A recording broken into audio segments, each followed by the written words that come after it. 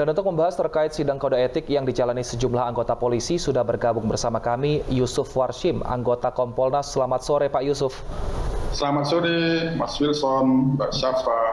Selamat sore Pak. Jadi untuk kasus yang melibatkan sejumlah polisi ini yang melanggar kode etik, seperti apa nanti sanksi yang akan diterapkan? Dan apakah ada juga pembagiannya, sanksi berat, ringan seperti itu? Baik, terima kasih Mas Wilson dan Syafa. Untuk pelaksanaan sidang kode etik profesi Polri pada hari ini, tentu ini masih dalam proses, masih berlangsung. Tentu kita tidak bisa memberikan informasi karena belum selesai, belum tuntas. Kita tunggu sampai pembacaan putusan, nanti apakah terduga pelanggar AKP-DC ini akan melakukan banding atau tidak. Ini sementara kita pantau terus. Namun pelaksanaan sidang kode etik hari ini tentu tidak dalam klaster. Sekali lagi tidak dalam klaster yang dugaan tindak pidana merintangi penyidikan atau obstruction of justice yang itu tubuh tersangka termasuk FS. Nah, untuk klaster obstruction of justice kan sudah dilakukan sidang sebagian kemarin itu yang berakhir dengan putusan sanksi administratif diberikan kepada terduga pelanggar, yaitu PTDH, ada Kompol CP, ada Kompol BW, dan kemarin sampai berlangsung 2 hari karena cukup luar biasa pemeriksaan saksi-saksinya, 14 saksi, sangat teliti, sehingga putusnya baru kemarin KBP, ya, Kombes AN, itu juga di PTDH, ketiga-tiganya menggunakan haknya mengajukan banding. Nah, persoalan mengajukan banding ini sebenarnya berdasarkan pengumpulan data kami selama ini di dalam melakukan pengawasan itu memang anggota Polri yang diberikan sanksi administrasi dalam putusan sidang Komisi Kode Etik itu mayoritas mengajukan banding karena memang haknya diberikan dan mereka menggunakan.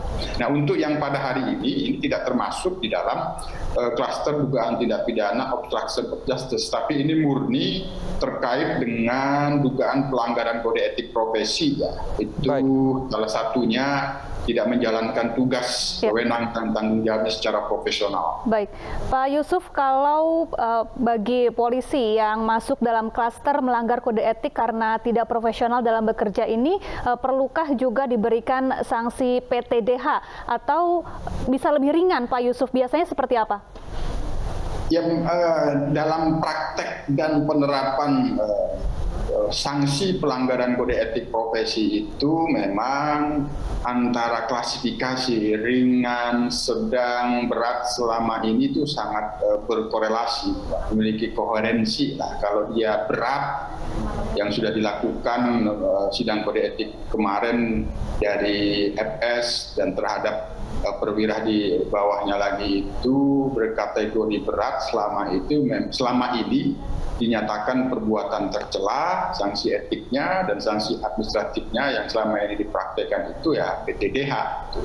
Nah, itu kategori berat. Nah, kalau berkategori sedang dalam prakteknya, ini kan murni pelanggaran kode etik dan hari ini AKP-DC ini dikategorikan dugaan pelanggaran sedang dalam praktek dan penerapannya sanksinya sepertinya tidak PTDH. Tapi sepenuhnya itu pada kewenangan majelis hakim di dalam mempertimbangkan pasal-pasal tuntutan, fakta-fakta persidangan, termasuk di dalamnya pembuktian dan keterangan saksi tentu ada pada keyakinan. Tapi di dalam praktek penerapan sanksi, ada sanksi yang tidak PTDH itu biasanya pada klasifikasi yang berkategori ringan dan sedang.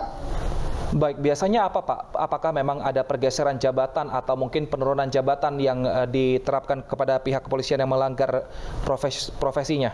Ya, biasanya yang paling berat berkategori sedang, bukan sanksi administratif PTDH itu yang masih administratif, barangkali itu demosi, pemindahan, baik itu demosi untuk pemindahan fungsi kerjanya atau demosi kewilayahan, dipindahkan ke wilayah lain.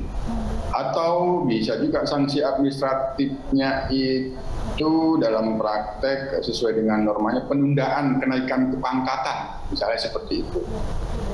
Ya, Pak Yusuf, beberapa polisi yang terseret kasus Sambo ini mengaku hanya sebagai korban skenario Sambo. Mereka melakukan perintah atasan tanpa mengetahui bahwa yang diperintahkannya ini merupakan bagian dari skenario atau rekayasa. Apakah ini juga bisa mengurangi hukuman mereka?